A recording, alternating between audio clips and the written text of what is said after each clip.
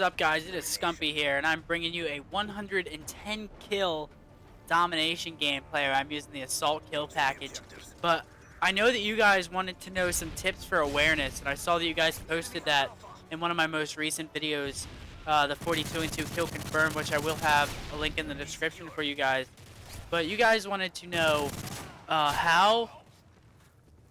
you guys wanted to know tips on how to increase your awareness. And the first tip that I have for you guys is purchase a headset. Astro A40s are the one that I use and the one that I really suggest for you guys to get. And having a headset can help you in so many different ways whenever you're playing in a game.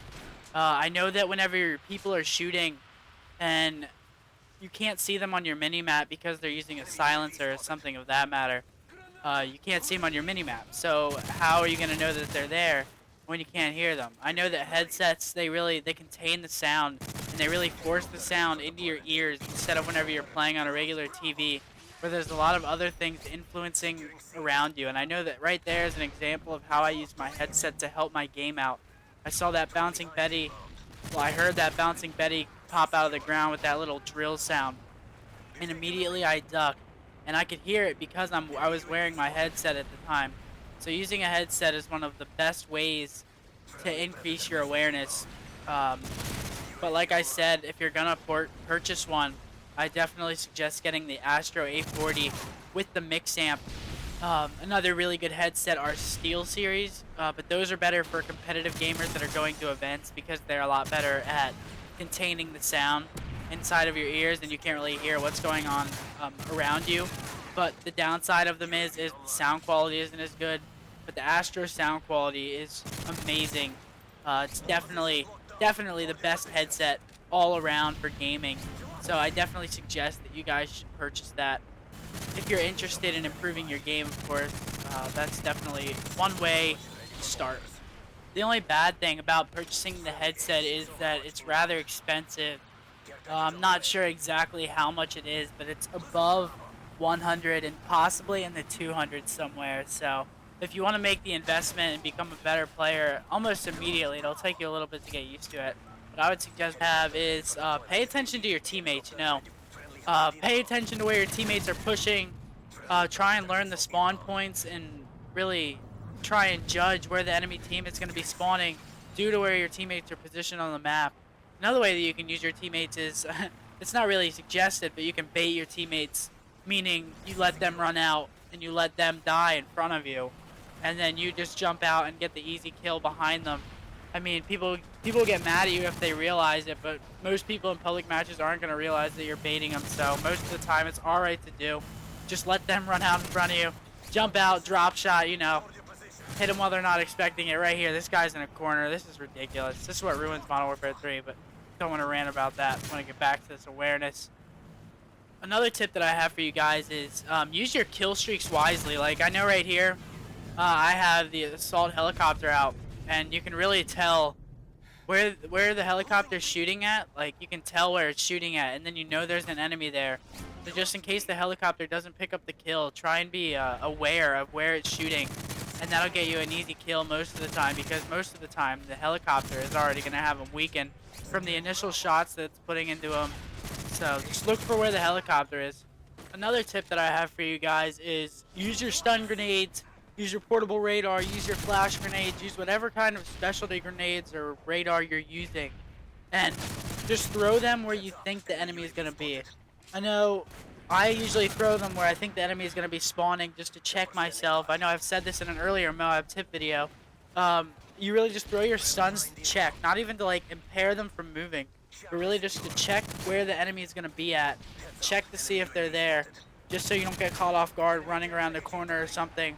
And use your stuns to the best of your ability. I mean, you get 2 of them every life. Don't let them go to waste. Make sure you're getting good use out of your specialty grenades.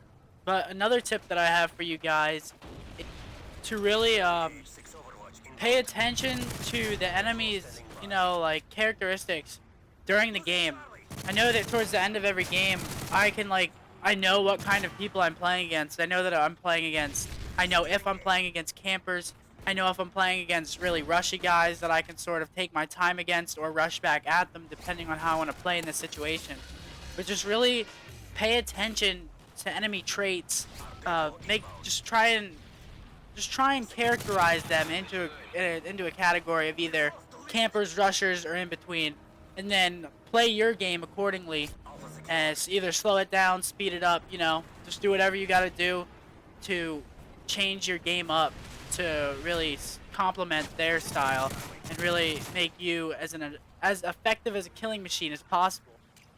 My last and final awareness tip is check both ways. Like, treat it like you're driving. You know how you check left, right, left when you're driving? Treat the game the same way. I know there are so many situations where I think that I'm clear on one side, but maybe the enemy got a weird spawn.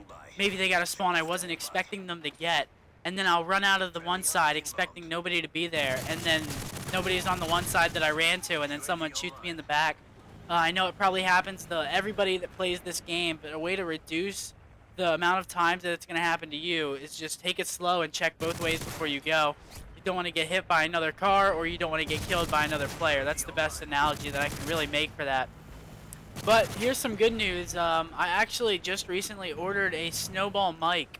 I've been using my Astro A40s to record my voice, and I've never actually had a mic such as a snowball, so I'm not really sure how much better my voice will sound or how much better the voice quality will be, but I really hope that it increases it makes my voice better is what I'm really hoping for. I know that I have to have my Astro mic thing so far away from my mouth, and it just feels awkward because whenever I'm gaming hard in a competitive match, I have it pressed up against my lips.